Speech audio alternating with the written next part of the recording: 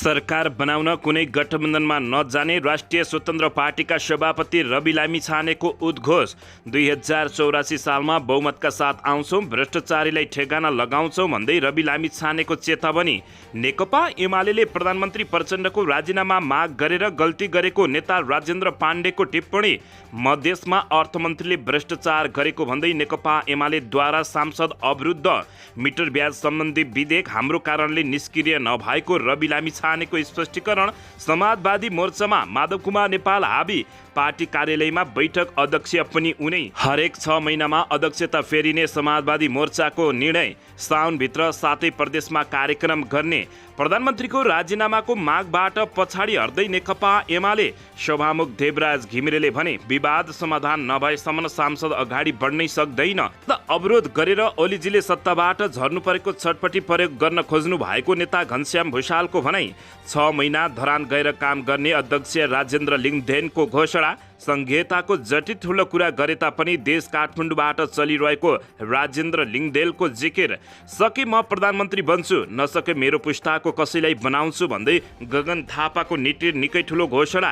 युवालाई बाँच्ने आशा नदिने अनि राजनीतिमा के अर्थ भन्दै गगन थापाको आक्रोश। सरकार यसरी नै चलिरहे 2084 सालमा काङ्ग्रेसले जोसँग मिले पनि जित्दैन भन्दै नेता प्रदीप पौडेलको भनाई। लडाकु शिविर घोटला बाहिर आउने डरले माओवादी केन्द्र सत्ता बाहिर बस्न नसक्ने मुकुल ढकालको जिकिर। अभिनेत्री आँचल शर्माले दिन 2 फेसबुक एकाउन्ट विरुद्ध साइबर ब्युरोमा उजुरी। राष्ट्रिय स्वतन्त्र पार्टी बारे शङ्कर पोखरेलले भने सोसल मिडियाका सेलिब्रिटी भेला पारेर दल बन्न सक्दैन। 11% बढ्यो अपराधका घटना। 3 महिनामा 3500 जना फरार अभियुक्त पक्राउ। ललिता निवासको 112 रोपनी जग्गा सम्बन्धी 2 मिसिल अख्तियारबाटै गायब। जलनाथ खनालको टोलीलाई प्रधानमन्त्रीको आश्वासन। इलाम स्वास्थ्य विज्ञान प्रतिष्ठानको काम अगाडि बढाइन्छ।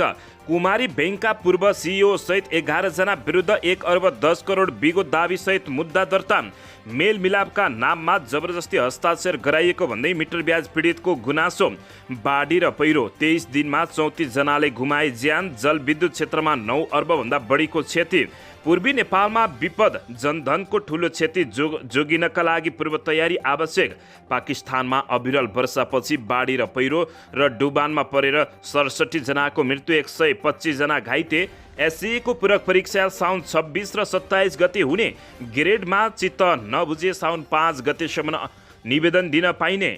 र पहिरोले नारायणगढ मुगलिङ सडक खण्ड भयो अवरुद्ध। धौलीगङ्गा बाँध भारतले जुनसुकै बेला पनि खोल्न सक्ने। स्थानीयहरूलाई सावधान रहन आग्रह। सरकारले आन्तरिक उत्पादनलाई बढावा दिने नीति लिएको अर्थमन्त्री डाक्टर प्रकाश शरण महतोको भनाई। अब हेर्नुहोस् पुरा समाचार। दर्शक महानुभावहरू नमस्कार। नेपाली न्युज टिभीको न्युज बुलेटिन खबरमा यहाँहरूलाई हार्दिक स्वागत छ। सदाझै आज पनि तपाईँहरूमाझ देश तथा विदेशका महत्त्वपूर्ण समाचार अपडेटका साथ उपस्थित भइसकेका छौँ। दर्शक महानुभावहरू, हामीलाई तपाईँहरूले कहाँदेखि हेर्दै हुनुहुन्छ नेपाल भए जिल्ला र ठाउँको नाम लेख्नुहोला।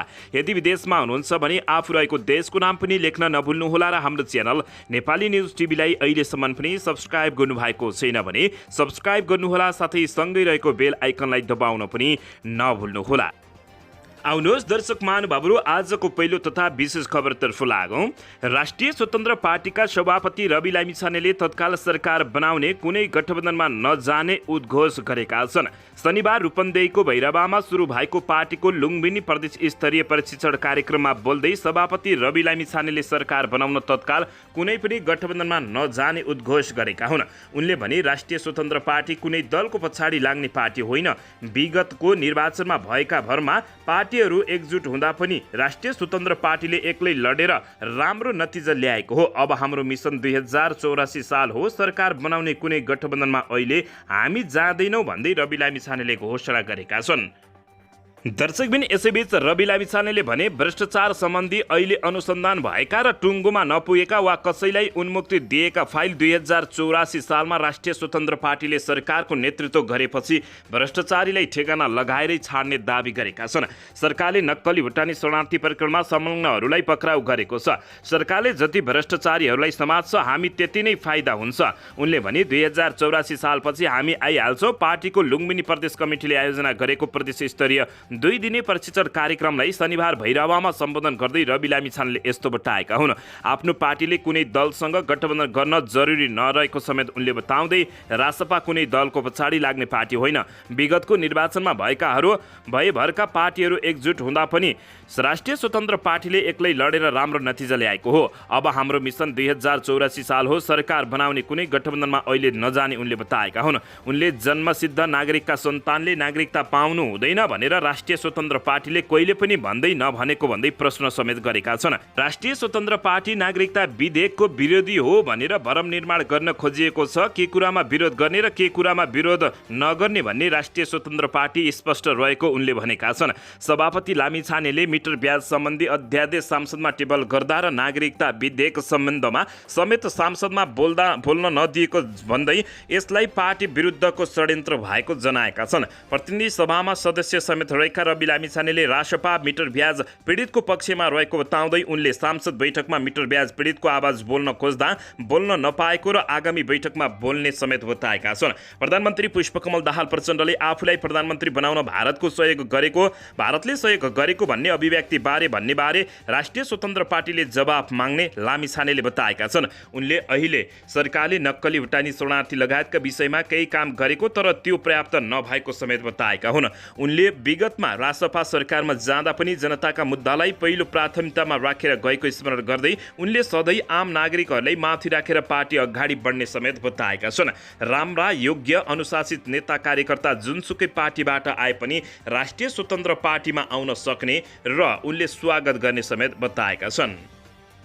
दर्शकबिन यसैबीच यता मध्य प्रदेशका अर्थमन्त्री सञ्जय यादवले बजेट रकमान्तर गरी भ्रष्टाचार गरेको आरोप लगाउँदै नेकपा एमालेका प्रदेश सांसदहरूले प्रदेशसभा बैठक अवरुद्ध गरेका छन्।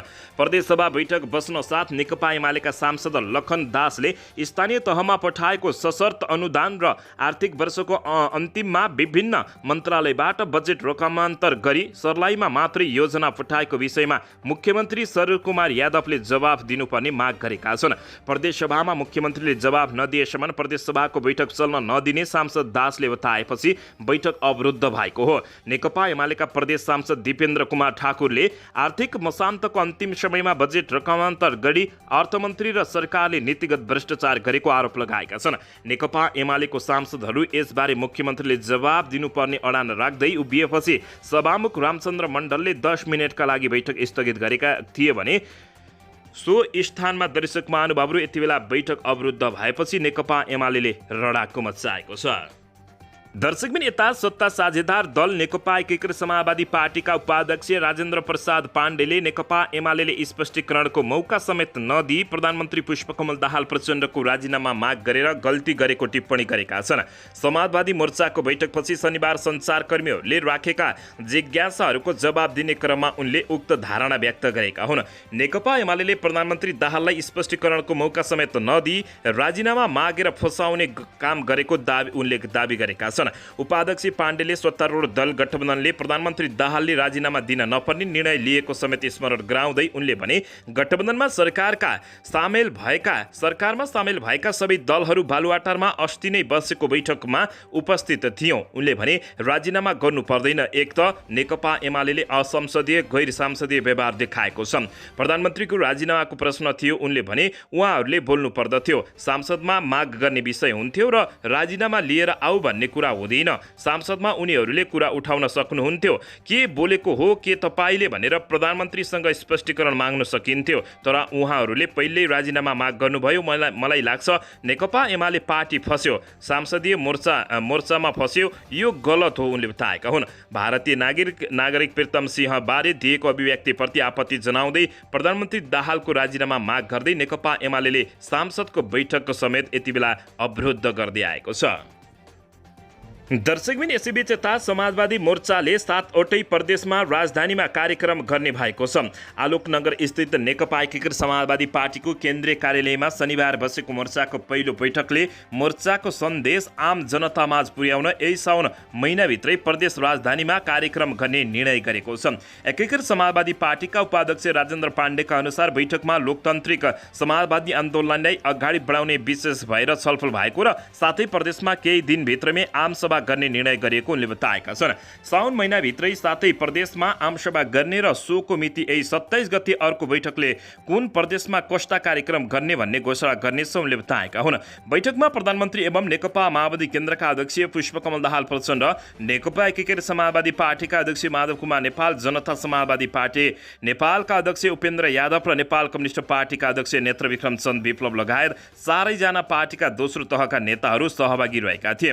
दर्शक महानुभावहरू, एकीकृत समाजवादी पार्टीका अध्यक्ष माधव कुमार नेपालको अध्यक्षतामा बसेको बैठकले 7वटा प्रदेशमा गरिने आमसभाको मिति र आचार संहिता बनाउन 4 सदस्यीय कार्यदल गठन गरेको छ। उक्त कार्यदलले 7 प्रदेशमा गरिने कार्यक्रमको मिति र आचार संहिता तयार गर्ने उपाध्यक्ष पाण्डेले जानकारी दिएका हुन्। 4 सदस्यीय कार्यदलमा माओवादी केन्द्रका महासचिव देवप्रसाद गुरुङ, एकीकृत समाजवादी पार्टीका उपाध्यक्ष परमेश हमाल, जनता समाजवादी पार्टीका जसपाका नेता राजेन्द्र श्रेष्ठ र नेकपा बहुमतका खड्कबहादुर विश्वकर्मा रहेको जानकारी प्राप्त भएको छ। दर्शक महानुभावहरू, यसैबीच मोर्चाको अध्यक्षता हरेक 6 महिनामा आलो पालो हुने बताइएको छ।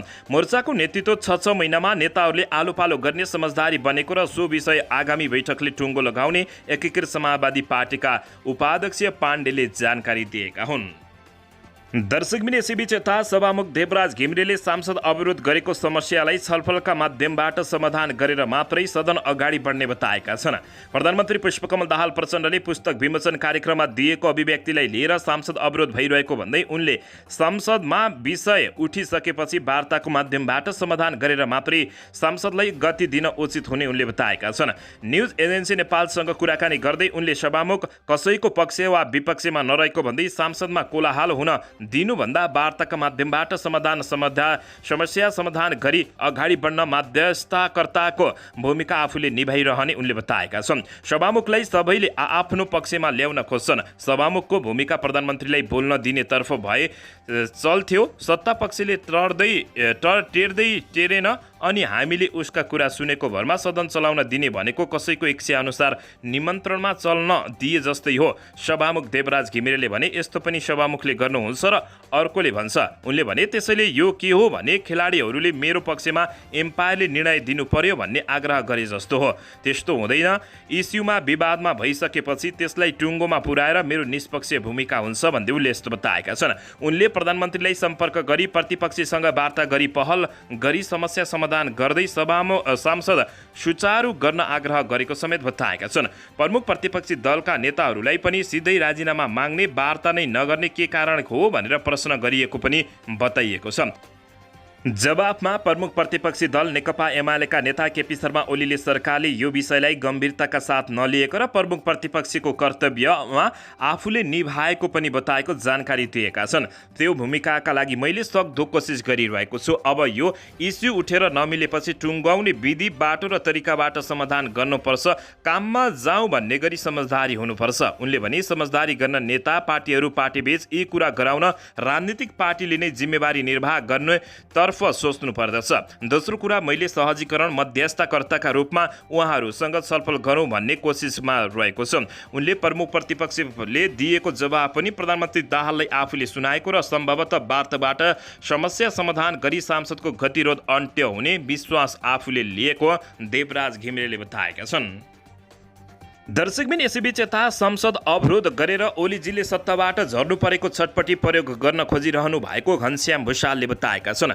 नेकपा एकीकृत समाजवादी पार्टीका महासचिव घनश्याम भुषालले नेकपा एमाले अध्यक्ष केपी शर्मा ओलीले संसद अवरोध गरेर सत्ताबाट तल झर्नु परेको छटपटीलाई शक्तिमा प्रयोग गर्न खोजेको टिप्पणी गरेका छन्। शनिबार पार्टी निकट कानुन व्यवसायीहरूको कार्यक्रममा सहभागी हुने क्रममा सञ्चारकर्मीहरूसँग कुराकानी गर्दै उनले नेकपा एमालेको संसद अवरोध आग्रहपूर्ण रहेको बताएका हुन्। संसद अवरोधलाई उनले बचपनाको संज्ञा समेत दिएका हुन्। सांसद अवरोधको कुरा छ, त्यो एकदमै बचपना कुरा हो। उहाँहरूले जुन खालको आरोप लगाउन खोज्नु भएको छ त्यो प्रधानमन्त्रीले बोलेको कुराले स्पष्टि हुँदैन र पुष्टि पनि हुँदैन।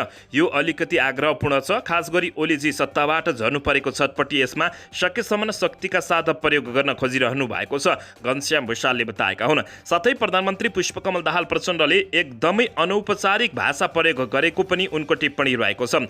आफूले प्रधानमन्त्रीको भाषा औपचारिक र राजनीतिक होस् भन्ने चाहेको बताउँदै उनले हरेक शब्दमा सोच विचार गरेर मात्रै बोल्न प्रधानमन्त्री पुष्पकमल दाहाल प्रचण्डलाई आग्रह गरेका छन्। प्रधानमन्त्रीको भाषा अलि अनौपचारिक भयो। म प्रधानमन्त्रीको भाषा एकदमै औपचारिक, राजनीतिक हरेक शब्द सोच विचार गरेर बोल्नुपर्दछ भन्ने अपेक्षा राख्दछु। उहाँले आफूलाई अनौपचारिक वचनबाट पछाडि पर्दछ भन्ने कुरामा ध्यान दिनुपर्दछ। आगामी दिनमा पनि उनले यस्तो बताएका हुन्। दर्शकबिन यसैबीच यता राष्ट्रिय प्रजातन्त्र पार्टी राप्रपाका अध्यक्ष राजेन्द्र लिङदेलले 6 महिना धरान उपमहानगरपालिका गएर काम गर्ने घोषणा गरेका छन्।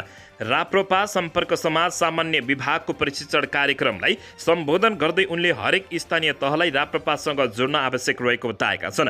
उनले भने देशलाई माया गर्ने, धर्मलाई माया गर्ने र देशभित्र नै रोजगारी सिर्जना होस् भनेर चाहना राख्नेहरूको पार्टी राप्रपा हो भनेर बुझाउने र उनीहरूलाई राप्रपामा जोडिने काम गर्ने र प्रारम्भ भएको बताएका छन्। म आफै धरान उपमहानगरपालिका 6 महिनाका लागि जाँदैछु उनले भने। उनले हरेक नेता 6 महिनाका लागि निश्चित स्थानीय तहसँग जोडिनुपर्ने बताएका छन्। 6 महिना दैनिक त्यहाँ बस्न सम्भव नभएपछि धेरैजसो समय स्थानीय तहलाई दिने र ओडाबाट जनताका कुरा सुन्नुपर्ने राजेन्द्र लिङदेलले बताएका छन्। दर्शकबिन यसैबीच राजेन्द्र लिङदेलले संघीयताको जति ठूला कुरा गरे तापनि देश काठमाडौँबाट चलेको बताएका हुन्। शनिबार राप्रपा सम्पर्क समाज सामान्य विभागको प्रशिक्षण कार्यक्रमलाई सम्बोधन गर्दै उनले संघीयतामा गए पनि काठमाडौँले गरेको निर्णय देशभर लागू हुने बताएका हुन्। काठमाडौँ केन्द्रित गरेर आन्दोलन गरे राष्ट्र संस्था पुनर्स्थापना र संघीयता खारेज हुन सक्ने उनले जिकिर गरेका छन्। संघीयताको जति ठूला कुरा गरे तापनि देश काठमाडौँबाट चलेको भन्दै उनले चिन्ता व्यक्त गरेका छन्। नेपालको निर्णयको केन्द्र भनेको काठमाडौँ हो। काठमाडौँले जे निर्णय गर्छ त्यो नेपालभर लागू हुन्छ उनले भने। धेरै ठूलो संख्या पनि होइन, काठमाडौँमा 50,000 मात्रै मान्छे उभिए राष्ट्र संस्थाको पक्षमा संघीयता विरुद्ध आन्दोलन गर्ने हो भने हामीले हाम्रो मुद्दा स्थापित गर्न सक्ने उनले टिप्पणी गरे। दर्शकबिन यसैबीच यता गगन थापाले आफू प्रधानमन्त्री बन्ने घोषणा गरेका छन्।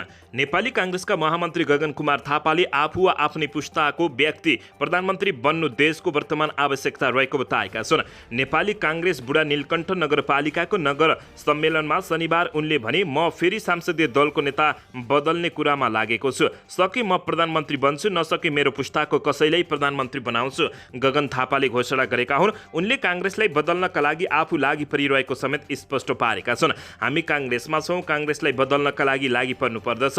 काङ्ग्रेस बदल्नका लागि मैले संसदीय दलको नेतामा उम्मेदवारी दिएको हुँ, गगन थापाले बताएका हुन्। नेपाली काङ्ग्रेसका नेता प्रदीप पौडेलको अहिलेकै अवस्था रहने हो भने आगामी निर्वाचन काङ्ग्रेसले जित्न नसक्ने उनले दावी गरेका छन्। उनले सरकारमा रहेका मन्त्रीहरूले जनताका पक्षमा काम गर्न आग्रह समेत गर्दै उनले सामाजिक सञ्जालमा रिस उठ्दैमा पार्टीका लागि र पार्टीका नेताहरूका बारेमा नराम्रो लेख्न आग्रह गरेका छन्। नेता पौडेलले टोल ओडा सम्मेलन गरेर पार्टीलाई बलियो बनाउन सुझाव सङ्कलन गर्नुपर्ने समेत बताएका छन्। सके म प्रधानमन्त्री बन्छु, नसके मेरो पुस्ताको कसैलाई बनाउँछु भन्दै उता गगन थापाले टिप्पणी गरेका हुन्। गगन कुमार थापाले युवाहरूलाई बाँच्ने आशा नदिने अनि राजनीतिको के अर्थ हुन्छ उनले बताएका हुन्। राजनीतिक जनताको लागि भएको, जनताको भौतिक विकास बाहेक अरू पनि थुप्रै विषयसँग यो जोडिएको छ भनेर बुझ्न अझै कति समय लाग्ने हो उनले भन्दै प्रश्न गरेका छन्। युवाहरूमा बढिरहेको आत्महत्याको विषयमा बोल्दै गगन थापाले बाँच्ने आशा हराउन नसक्ने, राजनीतिको कुनै अर्थ नभएको समेत उनले टिप्पणी गरेका छन्। उनले सामाजिक सञ्जालमा एकपछि अर्को प्रतिभाले आफ्नो जीवन अन्त्य गरेको देख्दा मन कुटिएको समेत टिप्पणी गरेका हुन्। दर्शकबिन यसैबीच यता अभिनेत्री आँचल शर्माले आफ्नो चरित्रमा आँच आउने ढङ्गले समाचार पोस्ट गरेको भन्दै 2 फेसबुक अकाउन्ट विरुद्ध शनिबार बेलुका प्रहरीको साइबर ब्युरोमा उजुरी दिएकी छिन्। ती 2 फेसबुक पेजलाई आवश्यक कानुनी कारबाही गर्न भन्दै उनले निवेदन दिएकी हुन्। उजुरी गर्न आँचल पति उदीपसँगै शनिबार बेलुका साइबर ब्युरोको कार्यालय पुगेकी थिइन्। आँचलको निवेदनमा आफ्नो अनुमति बिना फोटोसहित चरित्रमा आँच आउने समाचार लेखी पोस्ट गर्ने व्यक्ति पहिचान गरी कानुन बमोजिम कारबाही गरी पाऊँ भन्दै उनले निवेदन दिएकी छिन्। उनले उनको निवेदनसँगै उक्त फेसबुकमा पोस्ट भएका भिडियो, अडियो, तस्बिर अक्षरंश स्क्रिनशट गरी पेश गरिएकी छिन्। आँचलका श्रीमान उदुपले चरित्र हत्या हुने गरी लगातार सामाजिक सञ्जालमा पोस्ट हुन थालेपछि आफूहरूले न्यायका लागि साइबर ब्युरो पुगेको बताएका छन्। यसैबीच अभिनेता दयाहाङ राईले यस विषयमा फेसबुक पोस्ट गर्दै तथ्य नबुझी कुनै कलाकारलाई पनि गाली गलौज नगर्न आग्रह गरेका छन्। आँचलले पनि आफूलाई यातना दिएर सामाजिक सञ्जालमा मानसिक स्वास्थ्यको भाषण दिन बन्द गर्न समेत आग्रह गरेकी छिन्। दर्शक महानुभावहरू, यसैबीच यता राष्ट्रिय स्वतन्त्र पार्टीबारे नेकपा एमालेका नेता शङ्कर पोखरेलले सोसल मिडियाका सेलिब्रिटी भेला पारेर दल बन्न नसक्ने बताएका हुन्। नेकपा एमालेका महासचिव समेत रहेका शङ्कर पोखरेलले सोसल मिडियामा छाएका सेलिब्रिटीहरूलाई भेला गरेर राजनीतिक दल बन्न नसक्ने टिप्पणी गरेका छन्। राष्ट्रिय स्वतन्त्र पार्टी रासपा प्रति लक्षित गर्दै उनले कुनै पनि एक क्षेत्रमा लोकप्रियता हासिल गर्दैमा राजनीतिमा पनि लोकप्रियता हासिल गर्न सकिन्छ भन्नु जनतामाथिको इमोसनल ब्ल्याकमेलिङ भएको उनले टिप्पणी गरेका छन्। पार्टीको रामेछाप काठमाडौँ सम्पर्क मञ्चको कार्यक्रममा उनले सोसल मिडियामा छाएका सेलिब्रिटी भेला गरेर राजनीतिक दलको नेतृत्व हुनु सक्दैन, सोसल मिडियामा लोकप्रियता हासिल गर्ने बित्तिकै समाजको नेतृत्वको रूपमा हामी योग्य छौँ भन्ने मान्यता टिकाउन मात्रै नभएको उनले बताएका छन्। महासचिव पोखरेलले कुनै समय भारतीय अभिनेता अमिताभ बच्चन पनि राजनीतिमा आएको र प्रतिष्ठित राजनीतिज्ञ कमलापति त्रिपाठीलाई हराएको भन्दै एक कार्यकालकैमै बच्चनले यथार्थ बुझेर राजनीतिक छोडेको समेत टिप्पणी उनले गरेका छन्। तर उनले एक कार्यक्रममै अनुभूति गरी यो क्षेत्र मेरो लागि होइन रहेछ। उनी त्यसबाट फर्किएपछि आज पनि भारतीय सिने जगतका प्रतिष्ठित कलाकारका रूपमा उनी सम्मानित छन्। उनले भने कुनै व्यक्ति कुनै एक क्षेत्रमा लोकप्रिय भयो भन्दैमा सबै क्षेत्रमा लोकप्रिय हुने छैन भन्दै त्यो सत्यता नभएको भन्दै रवि लामिछाने प्रति उनले कटाक्ष गरेका हुन्। दर्शकबिन, यसैबीच यता ललिता निवासको 112 रोपनी जग्गा सम्बन्धी 2 मिसिल अख्तियारबाटै गायब भएको खबर प्राप्त भएको छ। बालुवाटार स्थित ललिता निवासको सरकारी जग्गा व्यक्तिको नाममा गराउने निर्णय सम्बन्धी मालपोत कार्यालय दिल्ली बजारको 2वटा मिसिल नै गायब भएको भेटिएको छ। ललिता निवासको 112 रोपनी 4 आना 1 पैसा जग्गा व्यक्तिको नाममा सार्ने क्रममा मालपोत कार्यालयले 25 कार्तिक 2049मा तयार पारेको मिसिल नम्बर 1024 र 1025 कार्यालयबाट गायब भएको भेटिएको छ। मिसिल गायब बनाएको अभियोगमा प्रहरीले मालपोत कार्यालयका खरिदार एवं तामेली फाँटका तत्कालीन प्रमुख गोपाल कार्कीलाई पक्राउ गरेको छ। केन्द्रीय अनुसन्धान ब्युरो CIB का प्रमुख वरिष्ठ उपरीक्षक SSP दिनेश आचार्यका अनुसार मालपोत कार्यालय दिल्ली बजारबाट उनले अन्तिम पटक फाइल बुझेर लगेको खुलेको छ। त्यसपछि फाइल कहाँ गयो भन्ने स्पष्ट नपारिएको बताइएको हो। सरकार विरोधी गतिविधि गरेको भन्दै पञ्चायतकालमा काङ्ग्रेस नेता सुवर्ण शमशेर राणाको 14 रोपनी 11 आना जग्गा जफत भएको थियो। पछि 2026 सालमा सरकारी प्रयोजनका लागि भन्दै थप 284 रोपनी 14 आना 2 पैसा जग्गा अधिग्रहण गरिएको बताइएको छ। दर्शक महानुभावहरू, अन्ततः ललिता निवासको 112 रोपनी जग्गा सम्बन्धी मिसिल अख्तियारबाटै गायब भएको खबर प्राप्त भएको छ। दर्शकबिन, यसैबीच यता कुमारी बैंकका तत्कालीन CEO सहित 11 जना विरुद्ध सम्पत्ति शुद्धिकरण अनुसन्धान विभागले मुद्दा दायर गरेको छ। कुमारी बैंकका तत्कालीन CEO अनुज मणि तिमल सिन्हा र निउड शाखा प्रमुख समेतलाई प्रतिवादी बनाएर 1 अर्ब 10 करोड 43,36,400 रुपियाँ विगत दाबी कायम गरी विशेष अदालतमा मुद्दा दायर गरेको छ। गैरकानुनी रूपमा कर्जा अपचलन गर्ने काममा संलग्न रहेको भेटिएको भन्दै अभियोग उनीहरूमाथि लागेको छ। कुमारी बैंकका तत्कालीन CEO र शाखा प्रमुखको समेत मिलो महत्त्वमा फर्जी कागजात बनाएर मेरा लाइन इन्टरप्राइजेस कम्पनी प्रणालीको नाममा प्रयोग गरी प्रतिवादीहरूले सम्पत्ति शुद्धिकरणको कसुर गरेको 1 अर्ब 10 करोड 43 लाख बिगो माग दाबी गर्दै मुद्दा दायर गरेको हो। विभागले सम्पत्ति शुद्धिकरण निवारण ऐन 2064 को दफा 30 को उपदफा 1, 2, 7 र 8 बमोजिम अलग अलग सजाय माग गरेको छ। विभागले त्यसै ऐनको दफा 34 को उपदफा 1 र 2 बमोजिम अपचलन भएको रकम जफत गर्न समेत विशेष माग गरेको जानकारी प्राप्त भएको छ। दर्शकबिन, यसैबीच यता बाढी र पहिरोबाट 23 दिनमा 34 जनाले ज्यान गुमाएका छन्। जलविद्युतीय क्षेत्रमा 9 अर्ब भन्दा बढीको क्षति भएको छ। नेपालमा मनसुन भित्रिएको 23 दिनमा बाढी र पहिरोको घटनामा 34 जनाले ज्यान गुमाएका छन्। विपद जोखिम न्यूनीकरण तथा व्यवस्थापन राष्ट्रिय परिषदका अनुसार 25 जना बेपत्ता रहेका छन्। राष्ट्रिय विपद जोखिम न्यूनीकरण तथा व्यवस्थापन प्राधिकरणका कार्यकारी प्रमुख अनिल पोखरेलका अनुसार जेठ 31 गतेदेखि हालसम्म बाढी पहिरोबाट 64 जिल्ला प्रभावित हुँदा 19 जिल्लाका 34 जनाले ज्यान गुमाएका हुन् भने घाइतेमध्ये 15 जनाको हेलिकप्टर मार्फत समेत गरी 21 जनाको उद्धार गरिएको छ। राहत तथा उद्धारका लागि हालसम्म संघीय सरकारको तर्फबाट 20 लाख नगद राहत वितरण भएको छ।